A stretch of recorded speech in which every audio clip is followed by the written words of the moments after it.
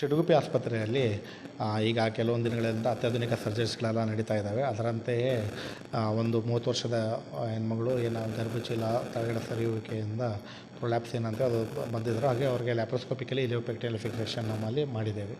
ಹಾಗೆಯೇ ನಮ್ಮಲ್ಲಿ ಒಂದು ಲಾರ್ಜ್ ಫೈಬ್ರಾಯ್ಡ್ 2.1 ಕಿಲೋ ಮತ್ತು 1.8 ಕಿಲೋಸ್ ಆಪ್ರೇಷನ್ಸ್ ಕೂಡ ಲಾಸ್ಟ್ 10 ದಿವಸಗಳಲ್ಲಿ ಮಾಡಿದ್ದೇವೆ. ಒಂದು ಲಾರ್ಜ್ ಓರಿಯನ್ ಟ್ಯೂಮರ್ ಕೂಡ ಕೇಸ್ ಬಂದಿತ್ತು. ಅದರದ್ದು 20 ಸೆಂಟಿಮೀಟರ್ ಇಂಟು 15 ಸೆಂಟಿಮೀಟರ್ ಅದರದ್ದು ಹ್ಯೂಜ್ ಮಾಸ್ ಇತ್ತು. ಅಂದರೆ ಅಂಡಾಶಯಗಳಲ್ಲಿರುವಂಥ ಕ್ಯಾನ್ಸರ್ ಸರ್ಜರಿ ಅದು ಕೂಡ ಮಾಡಿದ್ದೇವೆ.